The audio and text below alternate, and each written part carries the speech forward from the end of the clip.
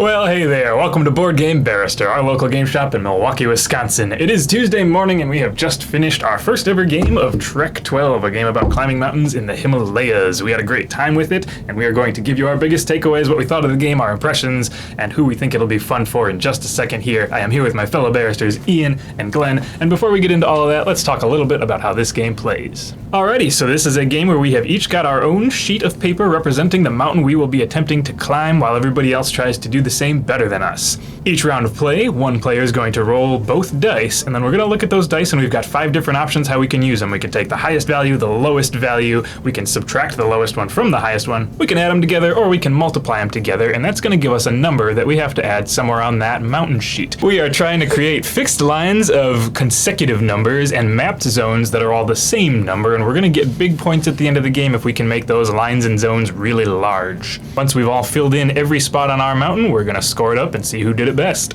Alright, well there is a link in the description to our full playthrough of our first game in Trek mode. The game has 3 different modes. Trek mode is the one they suggest you do for your first few games. There's a campaign mode called Expedition mode. You can even play solo free mode, 1 player.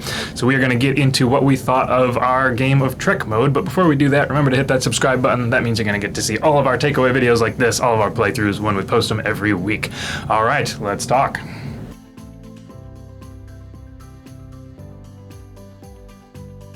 Well, our game took us about 20 minutes, and it feels like it's going to take 20 or fewer minutes every single time you play, unless you have somebody who wants to think really, really hard about every decision they're going to make and every number they're going to write in.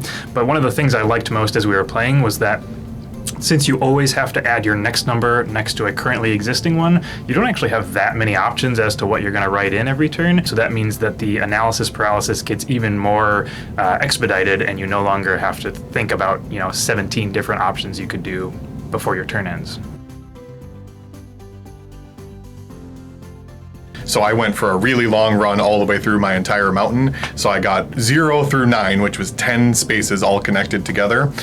When we were adding our first portion of the scoring, it looked like the shorter, higher valued fixed lines and zones were going to be worth more points, but then after that, the next portion of the scoring was seeing how long your line was and getting bonus points for it. Yep. And I got a plus 30 on my line because it was 10 long. So that was really neat to get rewarded for all the strategy and placement of the way I did my line. For me, it was all about the dice options. As soon as I read in the rulebook that there was going to be a limited number of times that I could add the 2 dice together, which is what you kind of inherently feel like you're supposed to do when you roll 2 dice, is say, oh, it's a 2 and a 3, that's a 5, right?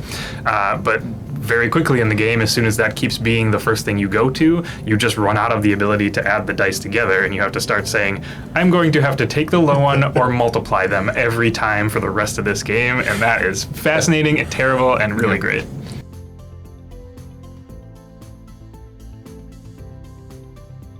I think my favorite moment in the whole game was rolling the exact roll that I needed when I called it the turn of. The 3 times 3 to get 9, when the only thing I had left was a multiplication, was a huge dice roll. I think there's a totally different game you could be in the middle of here too, where you could need that 9, exactly the same number you needed this time, but instead of a 3 and a 3, you'd need exactly a 4 and a 5 because you had saved different die options, which is super cool. So then I'll just use my last add. Well, come on, 3 times 3.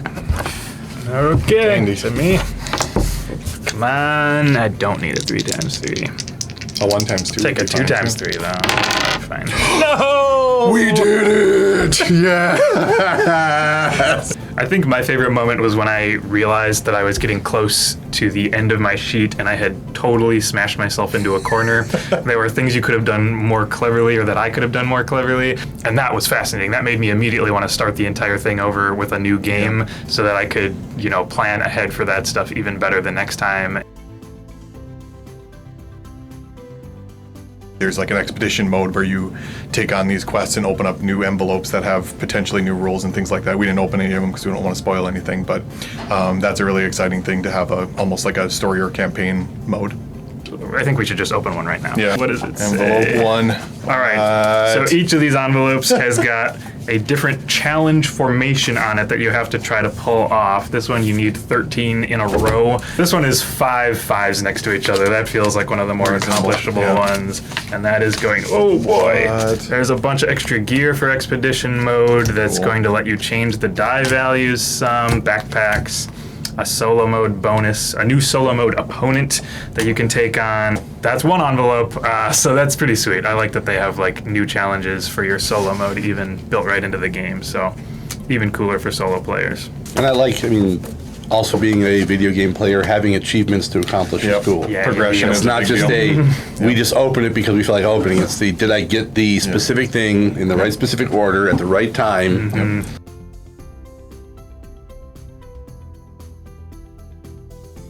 So something that we scored incorrectly in the game is that, so we did, you get the score for the run, and then you have the different map zones, and we didn't realize that numbers that are in a run can also be part of a mapped zone. So Which could be huge. yeah, it could be huge. I would have got more points. Ian would have got a bunch more points if you did that as well.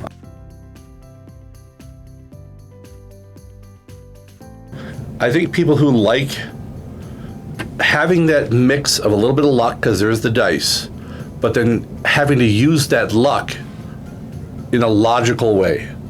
Having to figure out how can I apply this random roll to what I want it to do based on the choices I have. If you like that bit where there's that random element, but your choices still matter, I think that's someone who's really gonna like this type of game. The dice choices in and of themselves are almost like a puzzle. It has a positional elements of how you're going to use the numbers after you've chosen them through a puzzle of the lowest one, the highest one, the add, the multiply. So now you've got all these decisions before you even pick your number, and then where are you going to put it onto the puzzle of your board. That I think anybody who likes, positional puzzles and math-based logic puzzles, it's good. They're going to like it.